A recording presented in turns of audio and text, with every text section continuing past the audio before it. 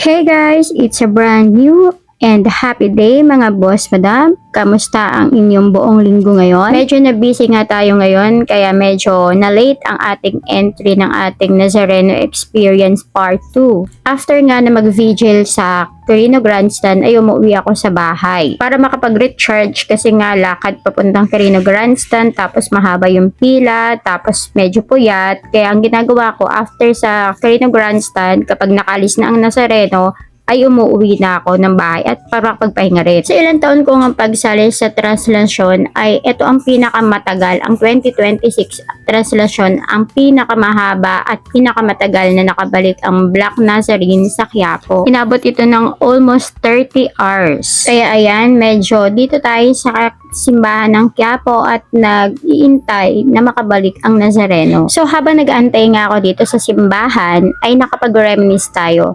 Alam nyo ba na noong 2007 sinimulan ang translasyon na maglalakbay ang Black Nazarene sa Quirino Grandstand papunta sa Quiapo, sa simbahan ng Quiapo. And proud na proud akong sabihin sa inyo ngayon na isa ako sa performer dati ng Black Nazarene sa Quirino Grandstand. At simula nga doon ay naging panata ko na ang pag-join sa translasyon. So ayun, reminisce lang tayo mga mima, mga boss madam. Wala nga tayong evidence ngayon kasi nung time na yon ang pinakausap ang platform ay ang Friendster. So lahat ng mga videos, lahat ng mga aking mga evidence tungkol dyan ay nasa Friendster ko at hindi ko nga nailipat sa aking Facebook. So ayun lang, na-share lang natin. So ilang years na nga na dito lang ako sa labas ng simbahan nag-aantay na makabalik ang Nazareno sa simbahan. Pero this year nga gusto ko ulit makapasok sa simbahan kaya nung nakakita ko ng chance na nakita ko na maluwag ang simbahan, medyo konti na yung mga tao, baka nag-uwian na kasi nga may pasok pa yung iba pagod na sobra kasi ilang oras na nga hindi pa nakakabalik ang Nazareno. Ang goal ko ngayon ay makapasok naman. Pero yung inaakala ko na madali lang makapasok hindi po pala kasi talagang as in para kang papasok sa butas ng karayo. Deboto ako ng Poong Nazareno pero hindi ako yung mamamasan. So takot ako sa siksikat at baka ako'y maipit ng mga tao. At sa mga oras na to nga ako ay kinakabahan na baka mamaya pagpunta ko doon ayun nga, andyan na yung palapit na yung Nazareno, papasok na yung Nazareno, kaya nagmamadali ako. At kabadong-kabado ako kasi mamaya maging kwento tayo. Char. So habang papalapit ako, hinahanap ko nga yung entrance. Marami na yung nakikita ko na namamasan. Yung mga mamasan nang galing sa pagprosesyon ng Nazareno. So lalo akong kinakabahan kasi mamaya hindi ako makapasok. Ayan nga. At medyo siksikan na. Hindi ko pa rin makita ang entrance. Yun pala ang layo-layo na ikutan. Dumaan pa ako sa may palengke. So, ayan. Dito, nung time na yon medyo nagdadalawang isip na ako kasi marami na nga at nakaharang na yung ibang pulis. Hindi na pinapapasok. So, yung kaba ko, sabi ko, goal ko ngayon is makapasok. So, gagawa ako ng paraan.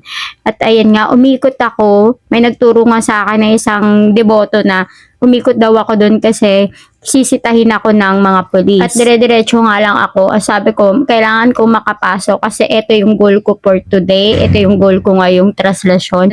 At dead mga ako, kahit may isang polis na nagtatanong sa akin na, ma'am, papasok na po ba? Pabalik na? Andyan na po ba yung Nazareno? Dead ma talaga ang lola mo. Kasi nga, baka mamaya masita ako, polis tong mga to. Mamaya harangan ako at di ako makarating.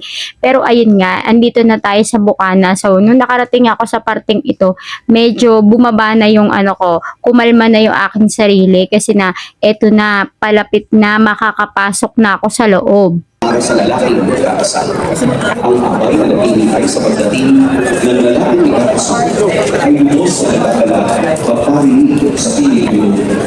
Dahil yan, Diyos na ang kabarangan ngayon, kailangan siya ay maging at kamay mababaw. Magpapatid ang pagkakalina ng mga Pinupuri na namin ang Panginoong sa Kristo. Magsipungan na po. Magandang umaga po sa lahat. Ating pong purihin at nabilahin ang ating Poong Jesus Nazareno. Ate, pasok ko kayo sa pula. Sa ating pong Ebanghelyo ngayong umaga, siguro Po, pasok kayo sa pula.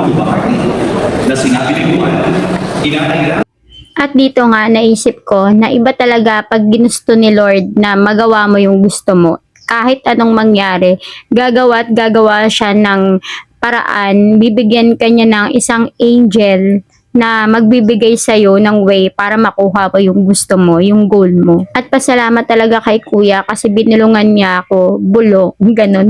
Binulungan niya ako na doon ako sa gilid dumaan para makapasok.